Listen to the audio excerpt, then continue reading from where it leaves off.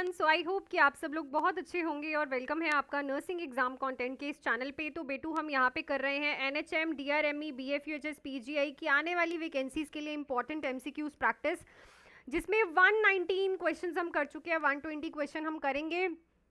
और बेटू ये वैकेंसीज बहुत जल्दी आ रही हैं बेटा, अपनी प्रेपरेशन को फुल ऑन रखो। अच्छा हाँ, एक आप पूछ रहे हो 702 की ज्वाइनिंग बहुत जल्दी आपको अभी अपडेट आ जाएगा, थोड़ा सा सब्र कर लो, ठीक है, थोड़ा सा वेट कर लो, थोड़ी सी पेशेंस रखो, ठीक है। जो सेंटर लेवल के बच्चे होते हैं ना, उनकी जो ज्वाइनिंग लेटर्स है साल साल 2-2 साल तक नहीं आते हैं, और आपसे 2-3 महीने नहीं रुका जा रहा है बेटा, ठीक है। थोड़ा सा वेट करो, जब बोल दिया गया उनकी तरफ से कि इस महीने हो जाएगा तो वेट कर लो, ठीक है।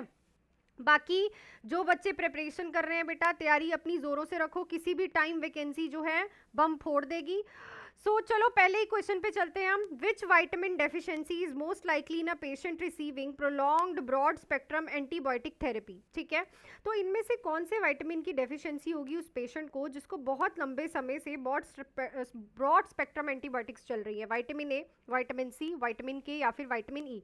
तो जिन बच्चों ने तो बेटा बहुत अच्छे से पढ़ा है, ब्रॉड स्पेक्ट्रम एंटीबायोटिक्स जो है, एंटीबायोटिक्स जो होती हैं, वो जो नॉर्मल फ्लोरा होती है आपकी इंटेस्टाइन की, जो नॉर्मल फ्लोरा होती है उसको भी डैमेज करती है और उसे भी किल करती है। तो सबसे पहला रीज़न तो ये हो गया, जब यही डैमेज हो जाएगी तो सिंथेसिस ही नहीं होगी विटामिन के की, ठीक है, विटामिन के की। दूसरा एक सेकंड रीजन ये है कि ये लिवर को भी डैमेज करती हैं। बोलते हैं ना एंटीबायोटिक्स आर द हिपैटोटॉक्सिक, क्यों? क्योंकि लिवर को भी डैमेज करते हैं। और विटामिन के की सिंथेसिस में लिवर भी अपना रोल निभाता है बेटा, तो इसी वजह से विटामिन के की डेफिशिएंसी हमें ब्रॉड स्पेक्ट्रम एंटीबायोटिक थेरेपीज में देखने को मिलती है। सो राइट ऑप्शन यहाँ पे आपके पास रहेगा ऑप्शन नंबर सी। नेक्स्ट है, an infant with suspected intussusception is most likely to pass. तो कौन से, किस तरह का जो स्टूल है बच्चा पास करेगा इंटूसिसेप्शन वाला? Clay coloured stool, rice water stool, currant jelly stool, green watery stool. So it is a current jelly like stool जो है पास करता है इंटूसिसेप्शन वाला बच्चा, जब उसकी इंटेस्टाइन्स जो है एक दूसरे में टेलीस्कोप हो जाती हैं, ठीक है। काफ़ी बार ऐसा होता है, वैसे तो ये सेल्फ रिजॉल्व हो जाती है, ठीक है। जिससे कैसे पता चलता है कि बच्चा ना ब्राउन कलर का स्टूल पास कर देता है? तो जब बच्चे ने ब्राउन कलर का स्टूल ही पास कर दिया, इट मीन्स कि पेशेंट ठीक हो गया है ना, रिजॉल्व हो गई। Otherwise current jelly like stool इसका आता है। नेक्स्ट है, a postpartum women develop a boggy uterus with heavy vaginal bleeding, what is a nurse priority action? तो एक पोस्टमार्टम वुमेन है जिसका बॉगी यूट्रस है, हैवी वजाइनल ब्लीडिंग हो रही है, नर्स का प्रायोरिटी एक्शन क्या रहेगा? Begin fundal massage, insert urinary catheter, encourage breast feeding later, position patient prone. तो सबसे पहला ही एक्शन होता है, this is a sign of PPH और एटोनिसिटी हुई है, ये एटोनिसिटी ऑफ द यूट्रस हुआ है। तो एटोनिसिटी ऑफ द यूट्रस को सबसे पहले हम क्या करेंगे? फंडल मसाज देंगे, स्टिमुलेट करेंगे, सेल्फ स्टिमुलेशन करनी होती है, क्लियर। चलो, patient taking phenytoin is at greater risk of developing. तो फिनोटिन ले रहा है बेटा, तो किस रिस्क के ऊपर होगा? Gingival hyperplasia, cataract, hyperthyroidism, bradycardia. So it is a gingival hyperplasia करती है। इसका मोस्ट कॉमन साइड इफेक्ट जो देखने को मिला है हमें, common side effect, that is a gingival hyperplasia. जो आपकी गम्स हैं, माउथ के गम्स हैं, उनका हाइपरप्लेजिया हो जाता है। नेक्स्ट है, patient with a chest tube has a continuous bubbling in a water seal chamber, this most likely indicate, ये रिसेंटली भी आपके एग्जाम में पूछा गया है।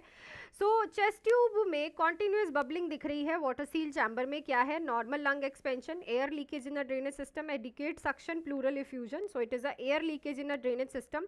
यहाँ पे कंटिन्यूअस बबलिंग नहीं होती, इंटरमीडिएट बबलिंग होती है, इंटरमीडिएट बबलिंग होती है बेटा, पर यहाँ पे आपको कंटिन्यूअस दिख रही है, this is a sign of air leakage. ध्यान से सुनना question, a patient with a plaster cast complain of severe pain that is unrelieved by analgesic, numbness and inability to move the fingers, the nurse should suspect. तो एक patient है जिसे plaster cast लगा हुआ है, ठीक है, उसे सीवियर पेन हो रही है जो कि एनाल्जेसिक से भी रिलीव नहीं हो रही है, पेशेंट को नंबनेस है और वो अपनी फिंगर्स को भी मूव नहीं कर पा रहा है। ये तो हमें पता चल गया कि यहाँ पे ब्लड सप्लाई रुक गई है। क्या हो गया? ब्लड सप्लाई रुक गई है। तो ये क्या होगा? Fat embolism syndrome, compartment syndrome, osteomyelitis, deep vein thrombosis. बेटा ये है compartment syndrome. Due to oedema क्या होता है? जब किसी पेशेंट को एडीमा होता है, एडीमा क्या कॉज करता है? ब्लड वेसल्स को, बीवी, ब्लड वेसल्स को क्या कर देता है, कॉन्स्ट्रिक्ट कर देता है और क्या कर देता है, टाइट कर देता है। अब उन ब्लड वेसल से ब्लड नहीं चलेगा, ब्लड नहीं चलेगा तो टिश्यू पे नहीं ऑक्सीजन पहुंचेगी और टिश्यू पे पेशेंट को क्या होगी, पेन होगी। इसी वजह से पेशेंट को ये प्रॉब्लम आई है, तो इसे हम क्या बोलते हैं बेटा, कंपार्टमेंट सिंड्रोम। नेक्स्ट क्वेश्चन पे चलते हैं। उससे पहले बेटा आप जुड़ सकते हो nursing exam content Mohali app download करके या इस नंबर पे मैसेज करके हमारे न्यू बैचेस में आप देख सकते हो। 3 मंथ्स का बैच है 1999 और 6 मंथ्स का बैच ओनली 3199। ज़रा आप लोग एक बार ना सिलेक्शंस भी देख लो। और मैं सच्ची में कह रही हूँ आप लोगों को कि वैकेंसीज आ जानी है, और जो बच्चे तैयारी नहीं कर रहे उनका कंपटीशन फिर उन बच्चों से होगा जो इतने लंबे समय से तैयारी कर रहे हैं।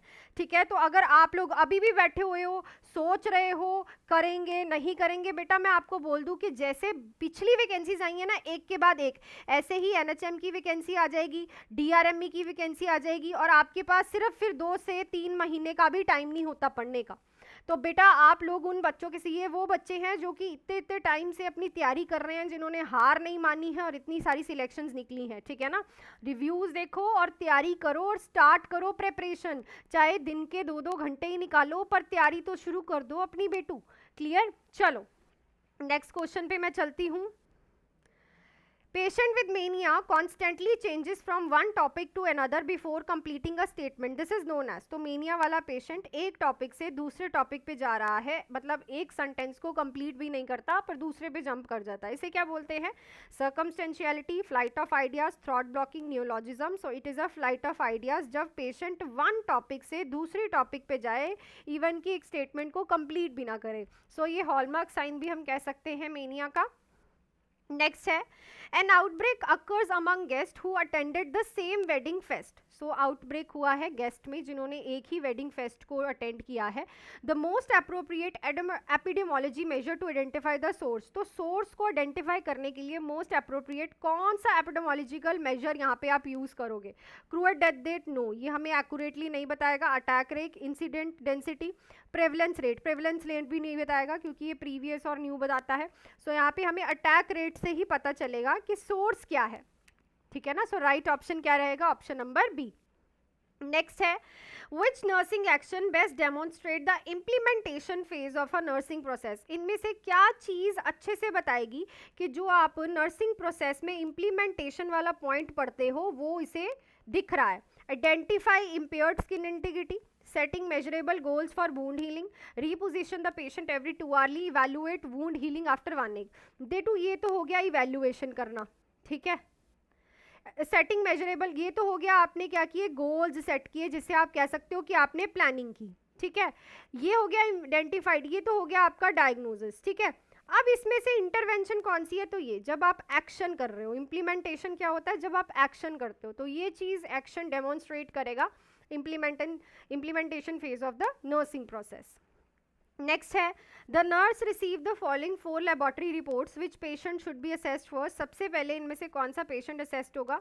ईमोफीलिया 8.4 है, स्टेबल पेशेंट है, प्लेटलेट 45,000 है, एब्सोल्यूट न्यूट्रोफिल्स 33 है और टेम्परेचर 38.9 है, serum sodium 130 micro equivalent and Altered patient. तो सबसे पहले तो बेटा ये वाला पेशेंट, क्योंकि ये इन्फेक्शन पे रिस्क है, ज़रा सा विजिटर इसके पास आया या फिर आप ही इसके पास इन्फेक्शन लेके चले गए, पेशेंट को सीवियर सेप्सिस हो सकता है। ठीक है, जो प्लेटलेट काउंट होते हैं बेटा इनको आप ऑब्जर्वेशन में रखोगे।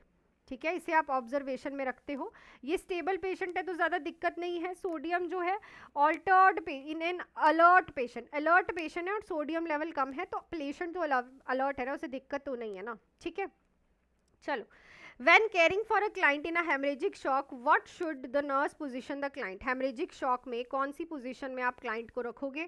सो इस क्वेश्चन का आंसर आप लोग मुझे कमेंट सेक्शन में लिख के बताओ और आंसर सब किया करो, मैं सबके आंसर देखती हूँ। ओके, सो आई थिंक सारे क्वेश्चंस आपको क्लियर हो गए होंगे। लास्ट टाइम हमने क्वेश्चन पूछा था ये कि एक नर्स हेड है, उसने नोटिस किया कि स्टाफ के अमंग बहुत ज़्यादा कॉन्फ्लिक्ट्स हो रहे हैं, फाइट हो रही हैं, तो कौन सा लीडरशिप स्टाइल यहाँ पे इफेक्टिव रहेगा, इस इशू को रिजॉल्व भी हो जाए और स्टाफ पार्टिसिपेशन भी हो जाए। सो it is a democratic leadership जिसमें आप पेशेंट्स को सॉरी अपने स्टाफ को कलेक्टिवली पार्टिसिपेट भी कराते हो और सॉल्यूशन भी निकालते हो इस चीज़ का। क्लियर? सो राइट ऑप्शन रहेगा बी।